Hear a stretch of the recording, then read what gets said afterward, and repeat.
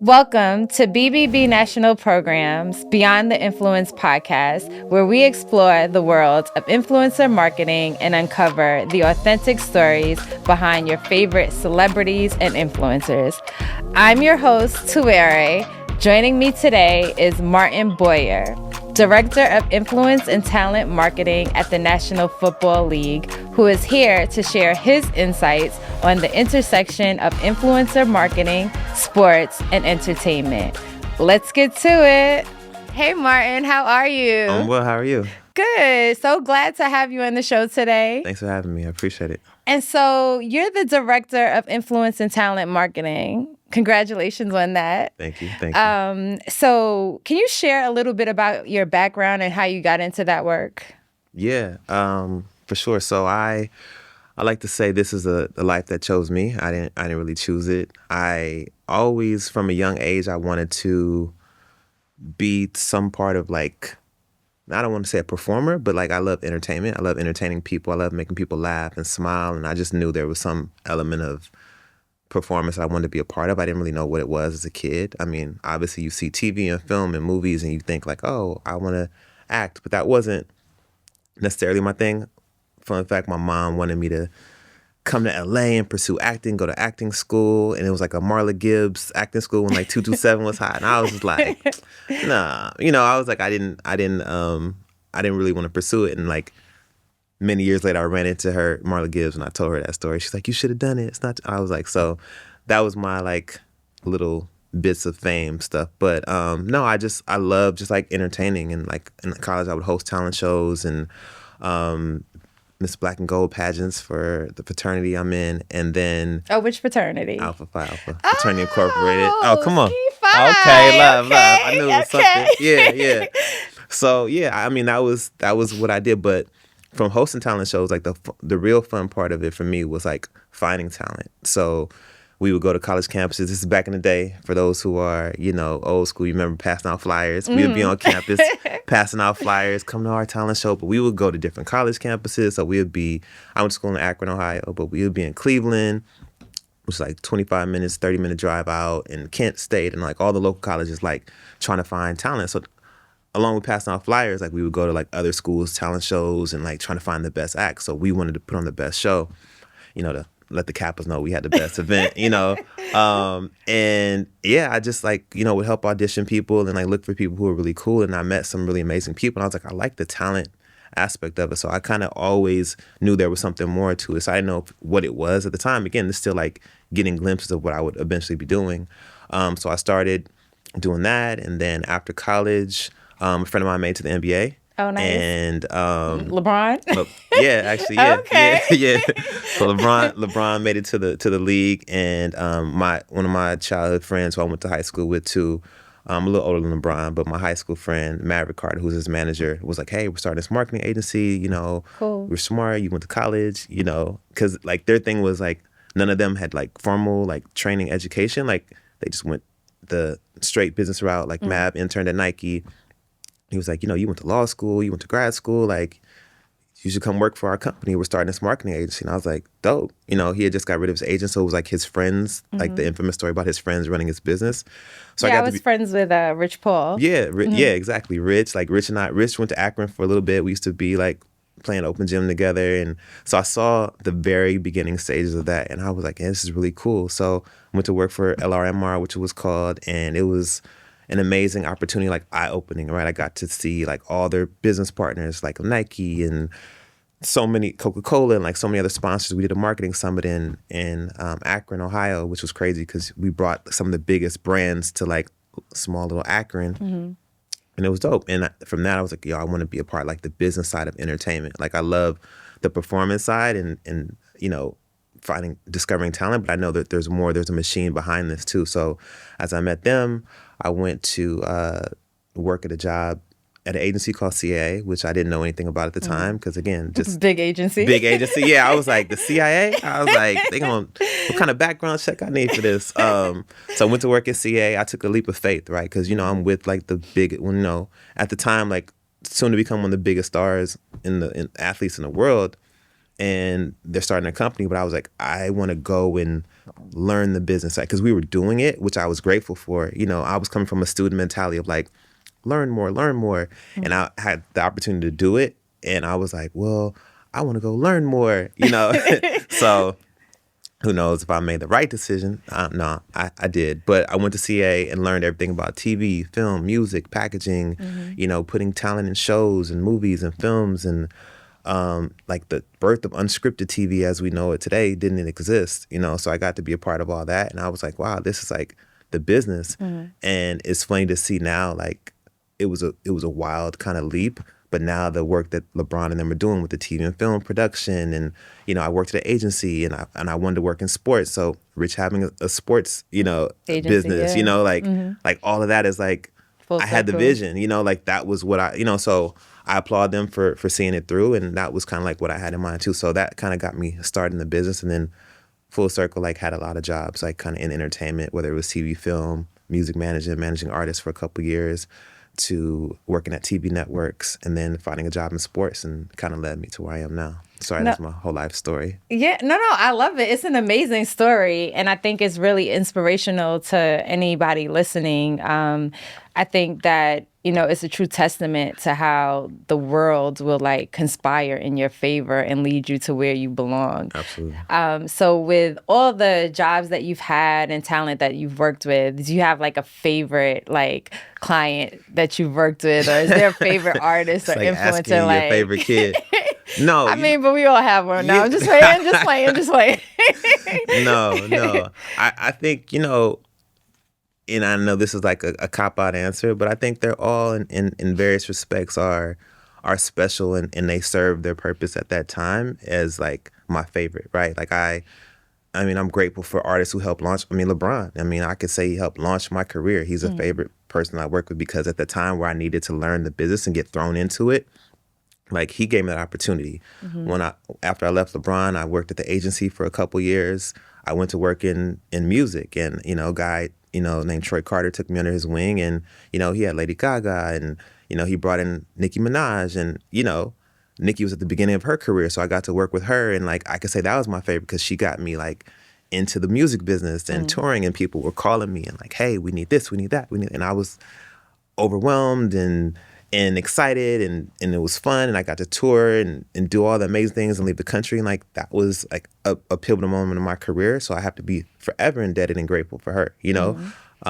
Left the music business, went to TV and film. I worked for Oprah. She took me under her wing, and she was like, hey, I'm booking my shows and specials and guests and stuff, and you get to learn how to do the booking process. So I got to work with her, and while I was there, we launched 2 scripted shows which the network had never done outside of Tyler Perry, and we birthed Queen Sugar and Greenleaf. So I got to meet I love Queen Sugar. Yeah, so I got to meet like Kofi Cerebro, and and he's a young up and coming actor at the time, so he's like his star is shining, and we're traveling and going to film festivals and red carpets, and I'm kind of seeing that career path. So like all these are like I'm riding the wave of like a lot of amazing talent. So I mean, I can't say one, like they all helped me propel in different ways. I had an artist named Rhapsody when I was independently working with music artists, a female rapper from North Carolina, Snow Hill, North Carolina. At a time when female rappers weren't really getting that recognition.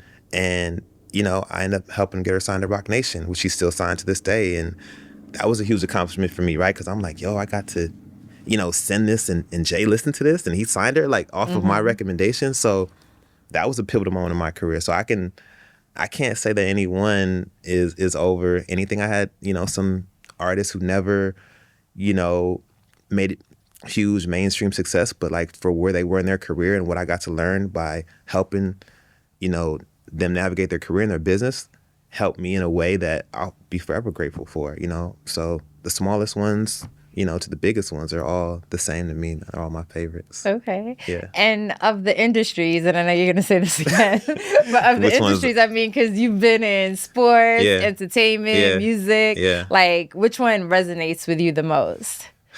I mean, as funny as it sounds, like they all intersect. They're all the same. Okay. Like I think, they say like athletes want to be artists, artists want to be athletes. I think they're all intertwined. It's such a, like what I do now in my current role. Like I'm working with, musicians, whether it's, coming out to games is one thing, but like getting their music used for, some of our promos and commercials and spots, and or just like coming out and being a part of some of the activations we do. Like we did a Super Bowl flag football game, and the captains were 21 Savage and Metro Boomin, right? Like right after they had like a huge year. So it's like we infuse I saw them. that. And Tiana Taylor was there. Yeah. So like we get to work with musicians, right? And they love the sport, and they love the game, and they all hang out, they do the same stuff. So it's all intertwined. I think 5 years after working with Nikki, like people still hitting me up like, yo, I need, can you ask Nikki? I'm like, yo, I haven't worked in music, I'm like, right. So, but they feel like, no, you're still in that world. Like you can still hit, like once you're in the world, I think it's all connected. There's fashion that intersects, music, TV, film, like all that stuff intersects. Yeah, and I'll talk about it later, but I just did something where I infused TV and film with music to what we just did for this past year's Super Bowl, and that was just like the perfect marriage for me because I like, that collaboration, like intertwining like my worlds. And so like coming off of the Super Bowl, which by the way, congratulations, that was amazing Super Bowl. It was very exciting. Thank you. I love when people tell me congratulations on the Super Bowl like I played. I'd be like, yeah, no, I did my thing, no, I had listen, nothing to do with it. I'm grateful. I work at a company. No, you definitely had something to do with it. I mean, right. I think everybody that works on each part of the Super Bowl has something to do with it, right? Sure. And there's so many people and so much hard work. And a lot of times it's the work that you don't see, right? That makes it all come together. True. So don't, downplay what you do. Like what you do holds a significant purpose. Yeah. Like we definitely see what happens on the field, and that's amazing, and it's what everyone sees. But to make all of this happen, like it takes a lot of work. You're right. You're right. So. To that point, and I know you have a question, I'm gonna let you answer it, but ask it. But so right before I went to the NFL, I worked for the Rams, and it was a year we won a Super Bowl. So I didn't know this going in because that wasn't my goal. But as we were going, like winning games and going through the playoffs and won the NFC Championship, someone was like, yo, we get rings if we win too, right? I was like, hold up, we do? They were like, yeah, the staff. I was like, that's crazy. I had no clue. Oh, I should have made you wear your ring. Yeah. I didn't even think about that. But my point is, like, yeah, we do. Like, there's a lot of work that goes in, like, from everyone who touches it. So, yeah, like, to that point, I guess, kind of in a way. So even when I want to wear my ring sometimes, which I never do because it's, like, crazy, gaudy, and amazing. But when I want to wear the ring, I think about like people. I'm like, did you play? Because it's like it looks like a real player ring, So I'm like, nah, just was like, I did the marketing, but they like that ring looks like you took a hit or two, So anyway, but it's like, yeah. No, but that's amazing too. But going back to like some of the Super Bowl ads, like this year, I think that there were some tremendous ads, and I know that like Nike for the first time in a few decades decided to do a Super Bowl commercial, and it was really inspiring. Brought together a lot of prominent women, whether Olympians or, WNBA players or et cetera. And even the messaging behind it, right? Like, don't worry about the noise, but regardless of whatever noise may exist, like still win. So which commercial like was really great to you or that did you work on? Yeah. No, it's funny you said the Nike, like I can't not appreciate the Nike commercial now you said it because it was like so women empowering. So if I say something, I'm like, well, you don't like women empowerment? Yeah, you're like, what you got against women empowerment? No, Nike commercial was dope. I mean, actually, we got to work with a few of those women, like Sha'Carri Richardson. She was at our flag football game that we did the Saturday before the game. No, she was killing. Yeah, she didn't play. She spared us, but she just pulled up like, yo, I appreciate what y'all are doing for the culture. Sha'Carri was there. Jordan Childs played in the game. She was also featured in the commercial. I'm trying to think if there's anyone else in the spot. And then, like, we have Nike's a partner, so we have a close relationship with them. So the next day, like, we were close to them in proximity during the game. So, yeah, I love what they did. I mean, to use that platform to showcase and highlight women, I think that was tremendous. And I think it was super smart. And, that's the future, right? Like, some of the Nike athletes are, the biggest one, Juju, what I'm saying? Like, is a family friend. And, and I've seen her, grow in her career. And even when she chose USC and all the stuff she's doing just for the game, like, I'm a huge fan and supporter for her. So, yeah, I mean, that was dope. I love anytime I see her, get a spot, like, I'm excited for her. So that was dope. We did a spot. Ours was, more about women empowerment as well. So I guess it's not a bad kind of segue, but it was focused on flag football, and it was like an 80s throwback high school. Think of like your John Hughes films, Breakfast Club, like some of those like throwback Ferris Bueller's Day Off. That's a favorite. Yeah, one of mine as well. And it's set in a high school where it's like traditional, stereotypical high school, the jocks, the cheerleaders, and like, all those, the nerds and all these folks. But essentially, the message, the through line is there's a new girl who comes to school. Her name is Kilolo. Not in the movie, in the short, but her real name's Kilolo. She's a junior flag football championship gold medalist player. We had her featured in it as like the key lead, and she shows up new to the school. And one of the jocks is like, something about girls don't play football. And she was like, they do where I'm from.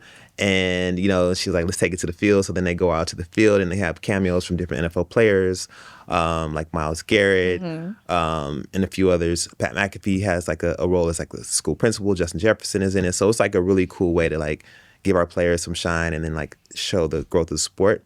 So they go out to the field, and then like the football players compete against these girls who are playing flag football, and you just see like how athletic and like how their prowess in like the game has just grown so much, and they like kick the guy's butt, and it's cool. Marshawn Lynch is in the spot, and it's just like there not to get fined. Yeah, he's there not to get fined. He's just enjoying it, like, hey, I'm here, impartial. But like I think it was just an added element to like how women just in sports are just evolving and just like have such national attention and prominence, right? Shout out to WNBA. They did such a great job. College game, like I love, we're about to approach March Madness. Like I love the work that they're doing in the college game. So yeah, it's just like, I think all the spots feature women were wins. So yeah. And I love to see that because football was really like growing up, it was one of my favorite sports. Okay. In my mind, I would have been a football player. Okay. Like, but they didn't have, flag football back then for girls. And I used to be that, like, I was a little bit more tomboyish, I guess, when I was younger. Okay. And so I was definitely the girl that when everyone was playing double dutch, I was in the street. I'm from Brooklyn, so I grew up in the city. Yeah. I'd be in the street playing football with the boys. Wow. And then there was just two-hand touch. So it was fine. That. Like, it wasn't too bad. Physical, so it's kind of like flag football. But definitely, like, I was fast, like I ran track. So it was one of those, and I could catch. Okay. So it was okay. Like it worked. Listen, you giving me your scouting profile. We may have to sign you up for like a flag team. Get you going. Well, I can say I can run now. Listen, you're an athlete. You're an athlete. I mean, they say that, but oh gosh, I feel like once you get a little older, it's different. You got to worry about pulling a hamstring or just stretch. Just stretch. Yeah. Okay. But yeah, no. So I love to see it because it's definitely something that didn't exist, and for me, it was like I always wanted a son because I was like, you know what, I couldn't play, but when my son comes around, he'll play football. Fortunately, my son plays basketball, but you know he does that. Yeah. So it's definitely like I'm so happy that you're doing that and moving the sport forward, through what you're doing. Thank you. So I think something that a lot of people might want to know is like, what does a day in a life look like for a director of influencer and talent marketing? Yeah, I think the funny thing about the job is that like we have like our overall goal, right? Like we want more people to watch the game of football. We want more people to play the game of football, right? Like if you play, you're more inclined to watch because like you learn it at an early age. You understand the rules, so you're gonna follow the players, you're gonna follow the game. There's a lot of storytelling that goes into just marketing in general.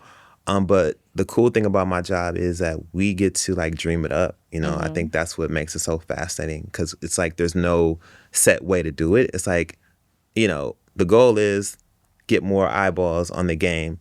The players are doing their job on the field, but like what else? Who are we missing? Who are we not reaching, right? There's, kids who are on their phones and, and they're 12 to 17 and who aren't really paying attention to sports anymore because there's so many other outlets. A lot of kids are getting like super rich off of, being viral stars and gaming and streaming and, all those things. So the days of like when you were a kid and, they roll the ball to you, like, go play, go outside, go play, whether ride your bike or whatever. Like, there's so many other outlets now that it's challenging to get people to just, like, sit down and watch a game. And it's not we don't take for granted that, oh, your grandfather watched and your dad watched, so now the son is going to watch. Like, it's not generational handed down. Like, yes, there are some like people who watch the game because their parents watch, but like nowadays these kids have so many things they could do. So for us, it's like, all right, well, we knowing that, and not to feel like we are just like so far and above other leagues, we just say like, let's meet the kids where they are. So for me, it's like finding ways to like watch and listen. Like, what are the kids listening to? Who's your favorite artist? Oh, that's who you like? All right, cool. Let's go do something with Travis Scott or whatever because you love Travis. Like, so we make it, a point to be authentic and to like what they're listening to, instead of trying to force feed them something like, hey, watch the game of football because of this.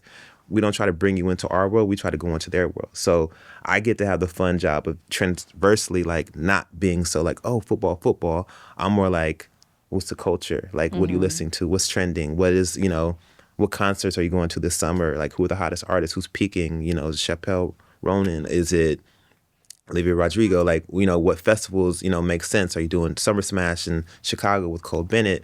We show up there, like, what clothes you wearing? Like, what fashion is in? Like, what, so we get to understand and like lift up the hood and like what the kids really like, and then we get to meet them there. So I think it's dope because I'm like, all right, you know how your friends will send you like DMs and messages on Instagram? Yeah. So like I'm literally like looking at like, okay, cool. That's what you think is funny. So then I get to like go down the rabbit hole and explore like for work. Not like I'm on Instagram all day, but there are people on the team who are like very creator centric and they're looking at like TikTokers and like all these people. But I'm also like figuring out like who are the big brands and who are the biggest, like we just work with iShowSpeed and Kai Cenat, like some of the biggest gamers and streamers. So once I understand the place that people are going to, I'm like, okay, who's the best in that business? So now I can go after and talk to some of the best people in the business. And, you don't always wait till they blow up. So I do discover people, which I love to do. So I'm looking for like who the talent is, what's trending. And I hate to say trending because it sounds like so like, oh, you're chasing a trend. But like what's bubbling, like what's cool and like what's organic. Or I'll watch a music video. I'm like, yo, who's that director? Like, we need to talk to them because they're doing some really cool stuff. They have a cool eye. Or like, who is this, featured talent? Like, we should do something with them because I think they're next. Like, I love finding who's next, too. So that's, like, part of the job. Like, just really understanding, like, what's happening in the world. I think that's, like, the main part. So as you're navigating that ecosystem, how do you ensure, like, alignment with your brand's goals? Yeah, it's a good question. I think the main thing is, like, really understanding, like, the person's kind of brand a little bit too, because just because someone's hot doesn't mean like you got to attach yourself to the hot thing, because they may not, again, like represent the same ethos of your brand. They may represent other things. I won't get into what other things people can represent because it's a long list. But I will say, like, look, in the spirit of like entertainment and they're fun and they want to engage in a positive and a healthy way, like we want to be a part of that.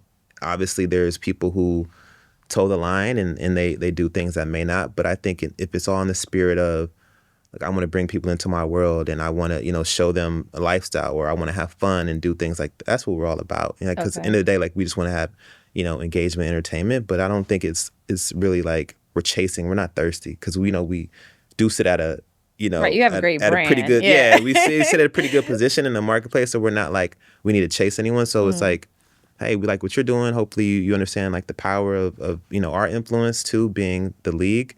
Let's do something together and let's see what that looks like. And I think it's also puts us in a position to we're not like, again, thirsty, like we have all this to give you. It's like, hey, we're not giving, but like we like let's share our audiences. Yeah, let's collaborate. Yeah, in an organic way.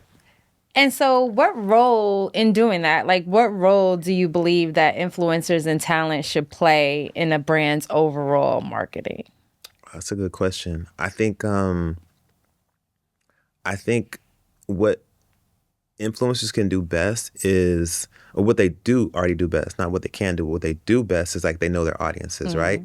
And I think anything that they can lend to share to big brands, because sometimes when you're like this big behemoth brand, it's harder to move. It's hard to be agile and move, in different ways. And take some of those risks, right? And take risks, right? So if you're like a new up and coming influencer and you gain this following, you gain this audience for making authentic content, like I think your audience, you know how to serve them. You know, like if it's a comedy creator, like we work with a guy named Adam W, who I love, who's great, Leo Gonzalez, like some of these creators who like their sense of humor, like their audience is like picks up on it, right? And they just know their audience. So if we work with influencers, like, hey, you know what works best for your audience, and we're trying to reach them, but also what would resonate with our audience, and they help us to remain authentic, right? Because I think authenticity is the key to anything, right? Like, we don't want to be the NFL and do something that doesn't feel like on brand.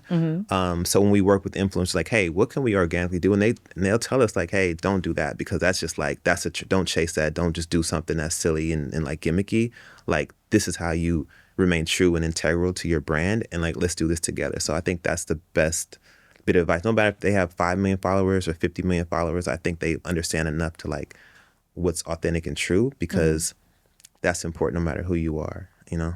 And then how do you measure the success of like some of these partnerships? Yeah, that's a good question, because, you know, I think in the days of just working with influencers, people were happy. Like, they have 50 million followers or 5 million followers, we should work with them.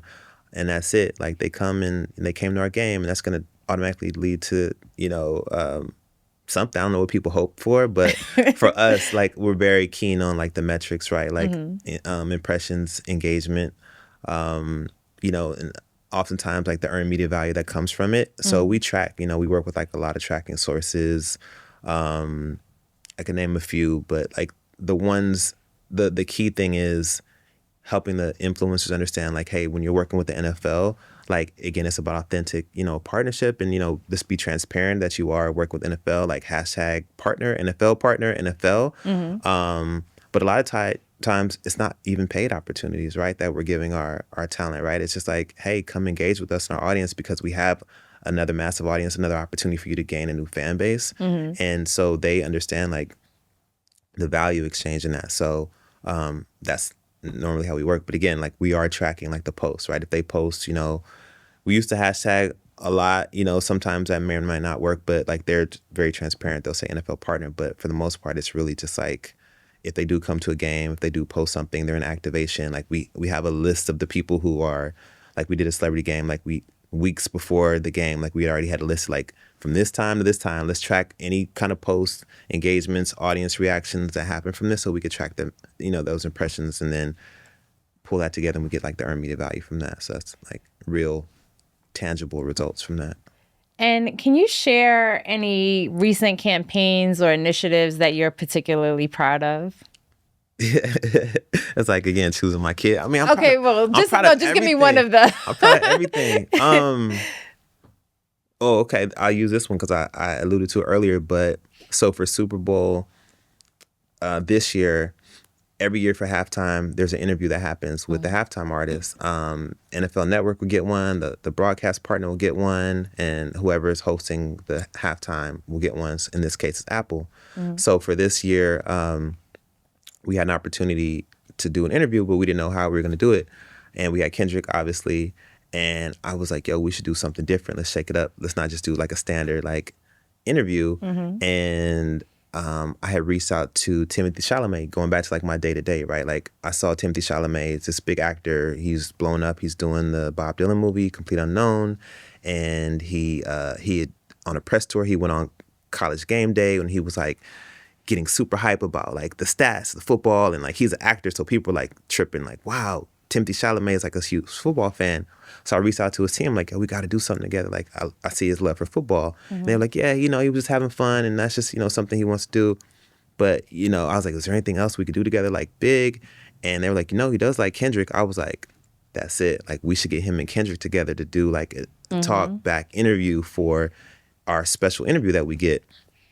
And, you know, and I shared with the team, like, hey, I have this crazy idea to get Timothée Chalamet and Kendrick together. And people were like, really? Like, that sounds so like out of the box. And I was like, yeah, trust me, that's why I think it'll work. And had to pitch it to Kendrick's team and like see, you know, what they thought. And they like immediately jumped on it. So we did that interview, and it turned out to be amazing. And like, so many press outlets picked it up, and, you know, just, it was an organic interview. They had never met before, but they just got a chance to like really connect. And like, you know, Timothy just got nominated for an Oscar, which is this weekend. You know, Kendrick obviously had a huge moment in halftime. So it was like bringing these two powerhouses together. It was like, again, bringing back my world of TV and film. Like, had I not spent 5 years in TV and film and like understanding like even like Oscar season buzz and Emmy season and SAG and Golden Globes and all that, and being in music, working in music management, to understand like artists and not managing artists, like they don't want to do this traditional, they want to do things like unconventional. And Kendrick has like such an important aesthetic and just his brand and like what he wants to do. And I was like, look, you guys just handle all the creative, but I'm going to bring you like an idea that could work for us. I know NFL would benefit from it because we don't ever get stuff like that. It was unique, and it worked. And it speaking of the metrics, it had over 9.6 billion impressions in a week. Of the time that interview went out, and then the team, PG Lang, posted like more assets from that. So it was just like the gift that kept on giving. But again, like that was what I mean by finding artists at the top of their game, bringing in the culture and doing things together. So that was a win. And I think that goes back to something we discussed a little bit earlier about like just the world conspiring, right? Yeah, because it was a complete intersection of the various things you've done, right? Yeah. And then bringing them all together. Yeah. And so when you do things like that and you're being creative and you're thinking out of the box, like how do you juggle like being creative, pushing the limits, taking those risks with staying like with what the brand is comfortable with? I give all credit to our leadership team, right? Our leadership team was like, go, do it, go off, be great. They're not so concerned. Like, obviously, like we're professionals and they trust, like I didn't come off the street like, yo, let's go and be radical, let's do crazy stuff. Like they like, okay, he's worked for companies, he's worked for people, who have big brands in themselves, and he's not going to do anything to compromise the integrity of the brand. Like they trust me. And listen, I get offers or asked to do things all the time where I'm like, nah, that's not us. I'm like, nah, that doesn't feel right. So there's some things that we do have to like turn down no matter how big they are. So I understand, there could be things that you could put the brand in jeopardy, but I'm pretty attuned with like where we're trying to go, and we take risks, like I'm going to continue to push the envelope and, do things that I think are going to be special. But yeah, I think our leadership was like, we trust you all to go and make amazing things happen, and shout out to them, because it's not often where you're at a company. Right. I mean, look what you're doing, right? Like they're like, yo, go do your thing. Like we trust you. Like you built that. Like you've gained like that social capital and that trust from getting wins under your belt. And it doesn't start with like big swings. Like you have to like show like, I'm gonna do this one small thing. Yeah. You see, look, this works. You see the data here, like this, like see the, and then you do another thing, and they're like, see, like that. Then they're like, okay, well you got a track record for success, right? And then when you take those bigger swings in, when you're like, I got it. Like, let me go and do something crazy. Then they're like, all right, well, I mean, everything else you've done in the past seemed to work, so we trust you. So, yeah. No, and that's really important. And, it's important to even like when you're talking about being authentic, like even working with a company, right, that allows you to be yourself. Yeah. And I think that's really important too. And that doesn't stifle your growth and Absolutely. allows you to grow the way you need to grow too. Yeah. And so like you spoke a lot about authenticity and being authentic and having authentic alignments in your partnership. When we talk about authenticity, do you think any of that equates with being responsible, right? Like, because there's another side of marketing that's being responsible and making sure you're adhering to, all the FTC guidelines and every other, things like that. So do you think that those two things equate? Yeah, 100%. Like you have to be responsible. And like I said, coming in, like, when you get hired for the job, like they trust you they trust that you're going to be professional. They trust you're going to be responsible and uphold the integrity of the brand, right? We have certain guidelines and things that we want to uphold. And then if you could play within that box, like, go for it. Like just because you're in a box, and I think sometimes people feel uncomfortable with saying the word like I'm in a box, but sometimes when you're like, you could do so much within it. It's like when you try to go outside and like try to break things and tear things down, like I think that's when it's like, okay, you're being a little irresponsible. But I think for the most part, when you come in and like, oh, this is my canvas, I could paint in, okay, I'm gonna do it. Like I could do so much, right? I think people feel like, oh, I'm only in this job and this role. It's like, no, like I'm again going, kudos to you, right? Like you could be in a position, but you can say like, well, nowhere does it say I can't do this, I can't be creative. And if I'm gonna be in this space, I'm going to still achieve the goal, but mine is going to look a little bit different. And that's why you get hired, because like the way I see the path forward, like I see the end goal, but my path to getting there is going to look completely different. That's why I don't look to the left or right what other people are doing, because I'm like, I know I operate differently. I move different. I act different. I'm myself. And, like all my mentors and people talk to me like being your authentic self allows you to do that. So you're not worried about what the next person's doing because your path is going to look completely different. And I think that's the beautiful part when you are given like this thing to work within you. Like, I'm going to design it how I want to. Just like people have offices and cubicles and it's all designed different. Like your setup is different. So be uniquely you and be responsible for, continue to be inventive and creative, right? And don't let anything stifle you because no matter the biggest creative in the world still has to operate within some confines. If you're a fashion designer, there's still textiles and cuts and sewing things that you still have to do and deliver on time, so. Or even like legal guidelines that you have to stay in between. There's still legal guidelines that you got to stay between no matter how inventive and creative you are. If you're building the tallest, skyscraper, you still have to have like, codes and safety, right? To make it, be what it is. So, I think everyone, has a degree of like a box, but just like have fun in that. If I'm gonna be in one, like I'm gonna have fun and create. Yeah, not be confined. As someone who has worked extensively in influencer and talent marketing, what trends or developments are you most excited about in that space? What trends and developments am I most excited about in that space? Man, it's funny to think about like what trends, because these influencers and creators that we work with now are such like brands themselves. They like become behemoths where I remember back in the day, where it's like you discover someone and you give them a platform and they're like so grateful because like, oh, you gave me this amazing opportunity. And now it's like they're killing it online. Like they have their following, they have their fan base. Some of them are making merch and touring and doing all kind of things now. So, the trend for me I'm excited about is like seeing like how much like of the business that they are becoming themselves. And they have like proper teams and they understand. And I think the kind of a selfish thing is that they understand now what it's like to work with a brand who's coming with like, well, we need this and this, because they're like, okay, I am also an entity myself, where it's just like, I'm just this kid who's just having fun and doing these, to where they're like, yeah, I understand like what you need. I understand like how this is going to serve your brand and like the deliverables, like this is important.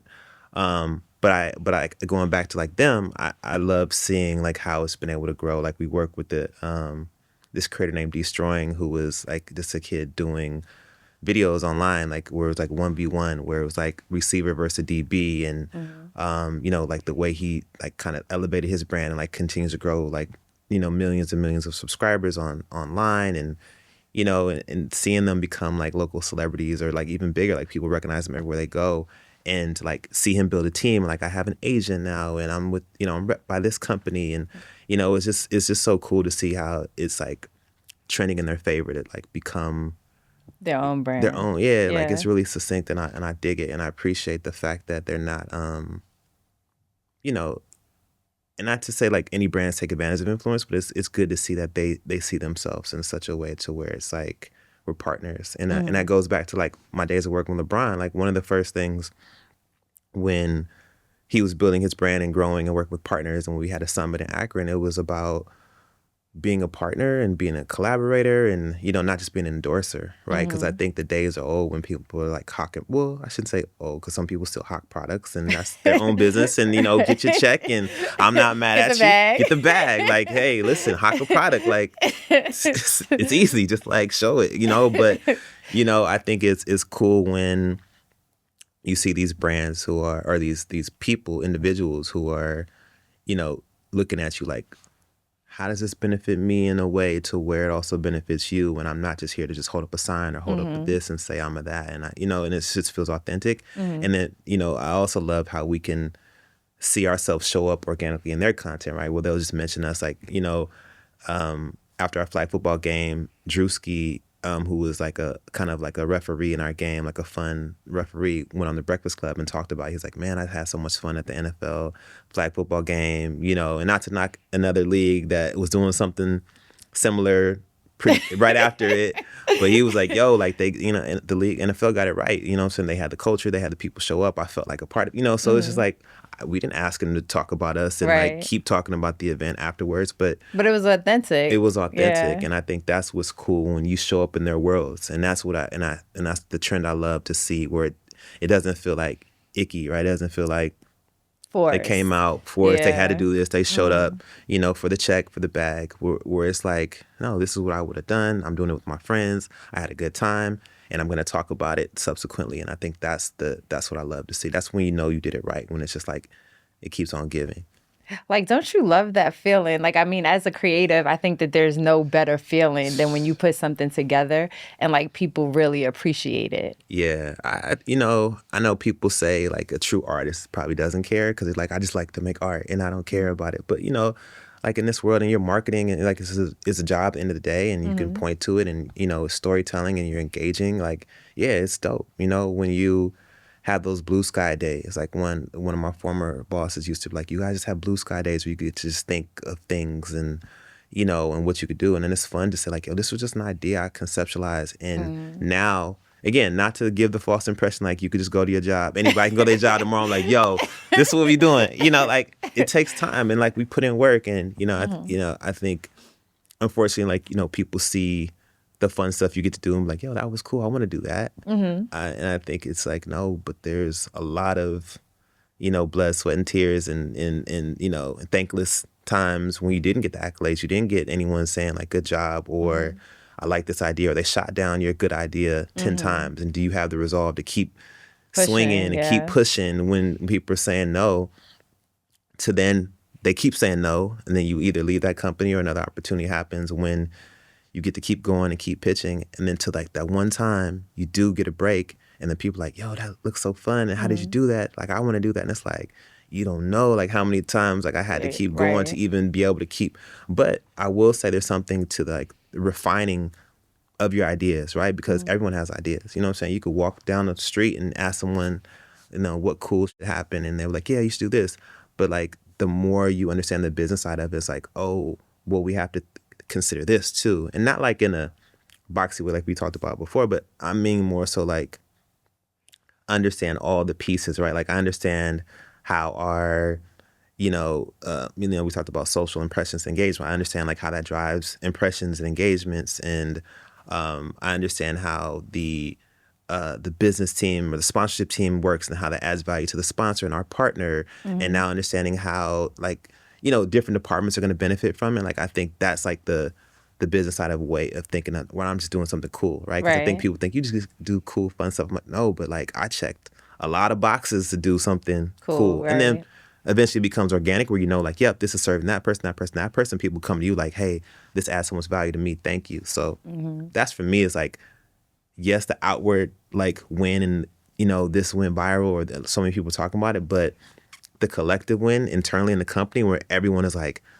they can celebrate. When I see people in 10 different departments posting about the same, idea that was just sparked, and they're like, this was a win for me. I'm like, that's huge. That's fulfilling. That's validating, because now I know I'm understanding business. I'm not just doing cool stuff, because now I'm like, what I'm doing is driving business. So that's cool to me.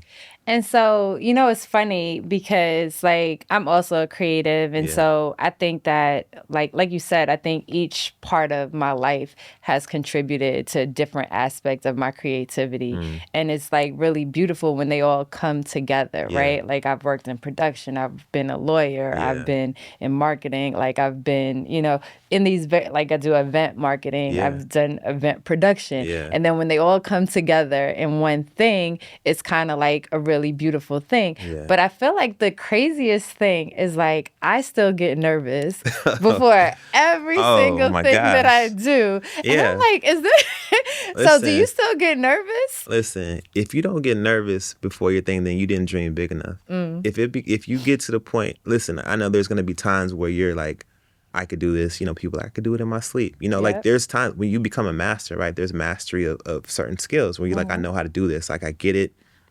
This is the word I'm working on. I've been doing it.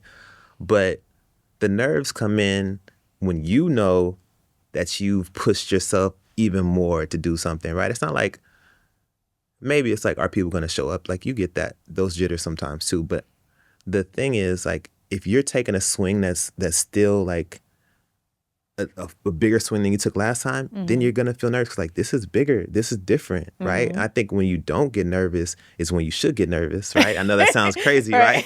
Because, like, why am I so comfortable? Enough, right? Yeah, like, why is this so chill? Like, I don't know. Like, this is, and then the complacency sets in when you get comfortable with just doing those things and you're not nervous anymore and you're just doing them, and like, I'm getting a win, but then the win starts to feel less and less fulfilling. Or if it is fulfilling, like, you got to ask yourself, like, wow, am I done? Am I peaked? Like, I feel like as long as we're here, we got to keep on evolving, keep on creating, keep it fresh, keep it exciting.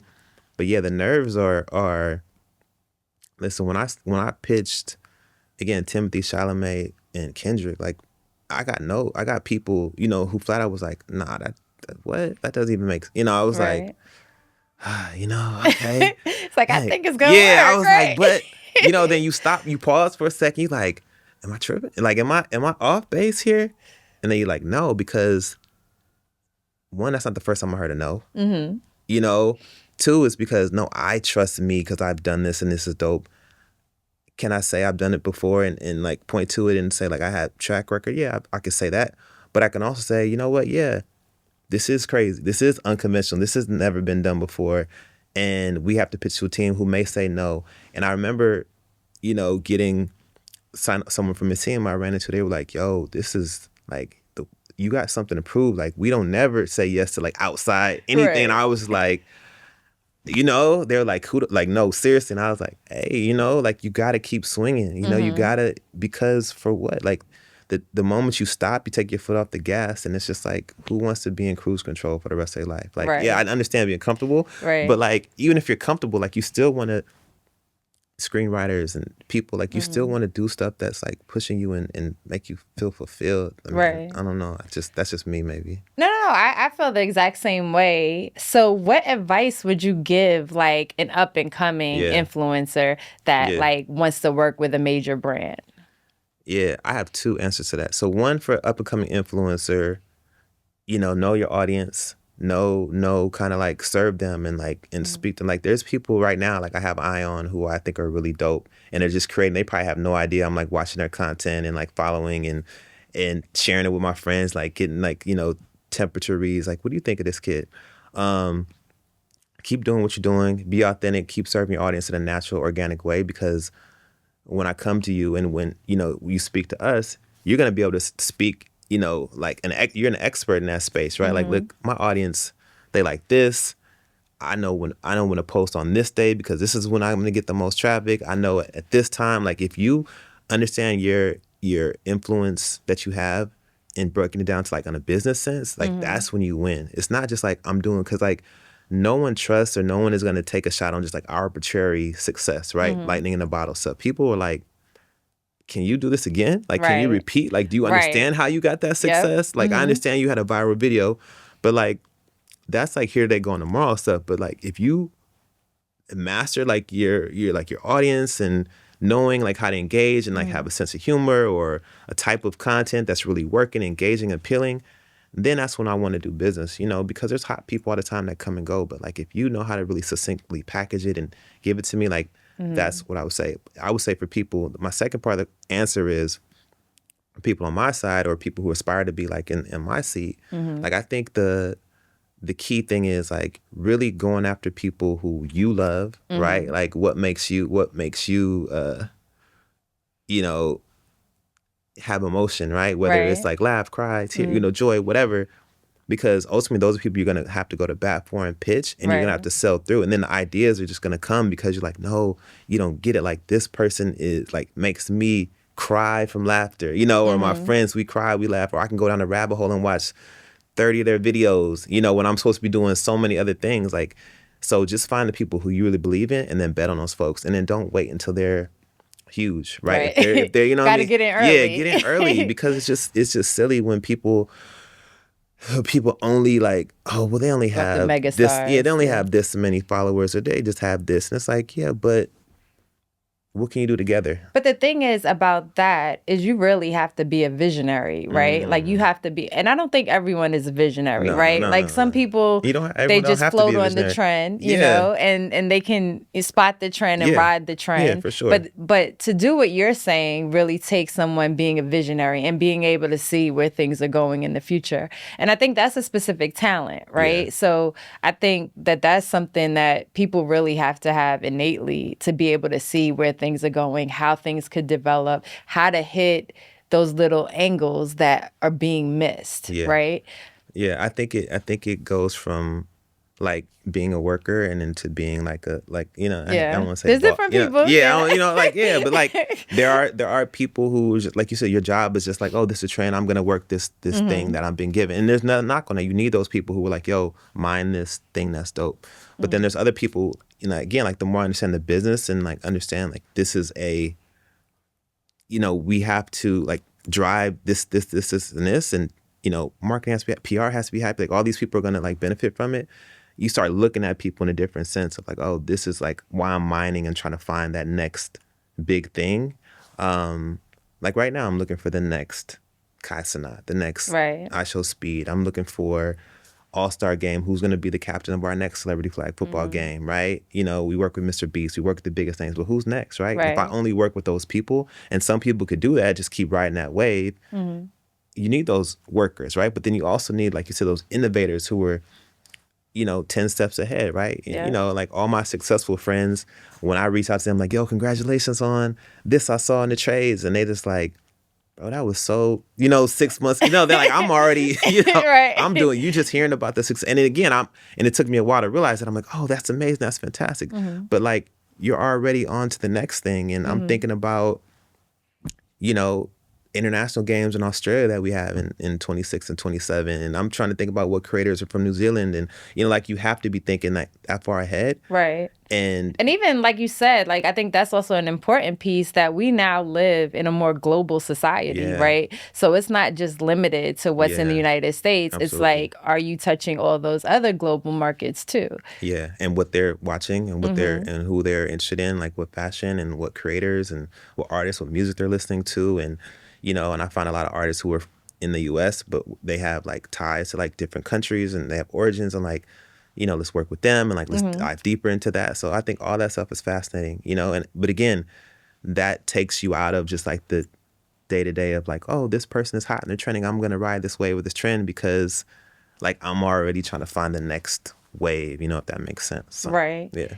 So it has been wonderful, wonderful, wonderful, wonderful talking to you today. Appreciate that. So Same. happy you were able to make it. Thank Yeah, you for thank coming. you. Thank you for sharing like your expertise in this space. Yeah. I think that a lot of people will find interest and, insight in this conversation. Thank So you. again, thank you. Thank you. Thanks for having me. Listen, I know it's tough, like, a couple of weeks after Super Bowl, we're crazy. I know people think that we just get the whole off season to just chill and kick our feet up, and they're like, "Oh, you're good, you're free and clear." But like, this is like again the busy time because we're already thinking about the next one. We're already thinking about, just planning and budgets and all that stuff. So this is like our busy season. I feel like in season transversity is when it's like, all right, all the work has already been done. So like, yeah, this is like go mode right now. So I just thank you for your patience and letting us plan this and make this happen. So appreciate it. No, thank you. And I appreciate, again, you being here. So is there a final thought or piece that you want to leave with the audience? I should have thought about this. Something would be great. Something be great. Oh, man. Yeah, I'll say this. As I look at your title, Beyond the Influence, I think that everyone should think about like beyond just being an influencer. And we talked a little bit about some of these things too, like just being integral, the impact that you have, like you have it, but like what responsibility you have with it, So even in the position I sit in, the seat I sit in, I know I represent a brand and I know I want to make sure that the brand has, working with great people. I also know that, I have an opportunity to put out people who are promoting anything, right? But I have to choose to make sure I'm integral in myself. Like, hey, Is that the message that you want to get out there? Are these the people you want to work with? Is that the message you're trying to spread to the masses, to millions? Because I have an opportunity to spread the message to millions of people. Right. So just being integral in myself. So I would say to encourage people, just whoever you're working with, don't compromise your integrity, and realize the impact that you do have, whether it's small. Don't discount like the impact you do have, even when your company. If you want to make changes and make strides, if you have a voice, like let it be heard.